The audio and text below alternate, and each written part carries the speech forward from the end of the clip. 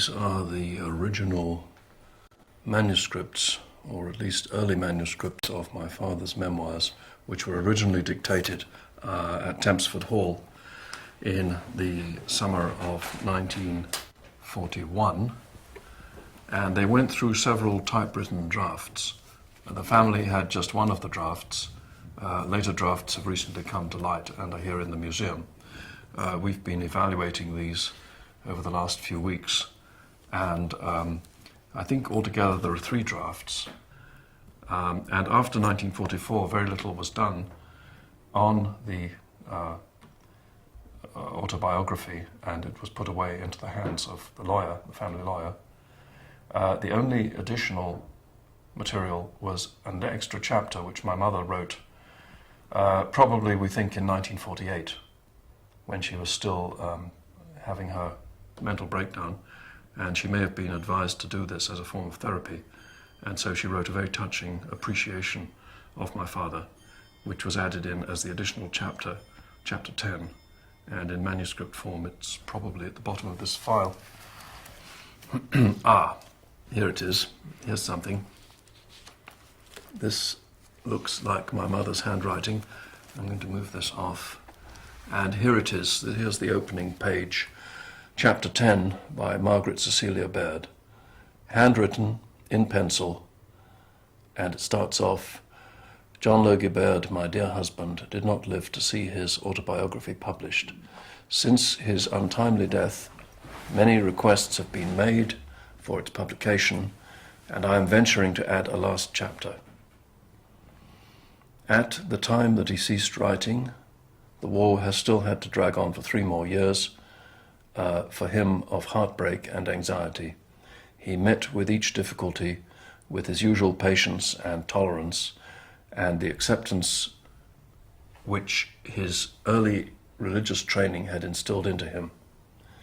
His work continued at his private laboratory with a staff drastically curtailed, but nevertheless a faithful and adoring handful of men who toiled through the air raids and shortages, interminable delays for apparatus ordered, and in 1944 the near miss of a flying bomb which partially wrecked the house, but miraculously left all the apparatus undamaged.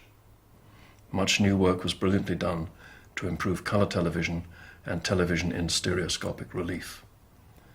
His savings were all thrown into these war years, during which he pursued with dogged faith his dream of being in the forefront when peace came, and television would resume its place as a new and widespread industry.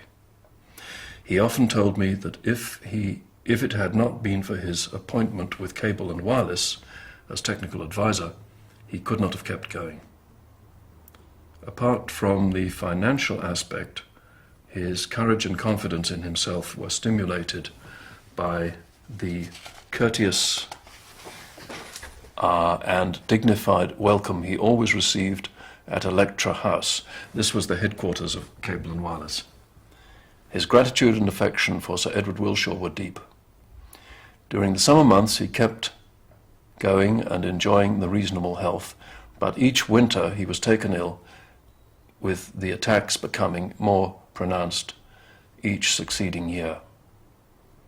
With a consideration that was characteristic of him, it was his wish that I kept our 2 children in Cornwall, where we evacuated at the outbreak of war, and each time he could manage to be with us at Bude, he said, "What a paradise for the children.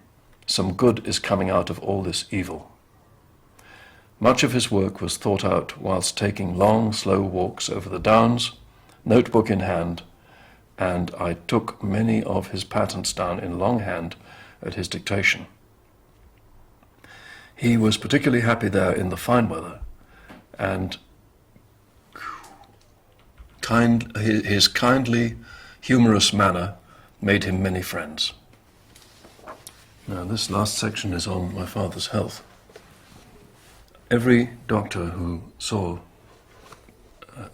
him thought, here is a genius, undoubtedly highly strung, but a mortally sick man, no. His powers of recuperation were tremendous, especially if he could get into warmth. He dreamt of going abroad into what he called bursting, bubbling sunshine, and he said to me once, "My days are numbered. I have shot my bolt. I expect this feeling of general malaise must be age creeping on, yet I do not feel old, any older than I did when I was 25.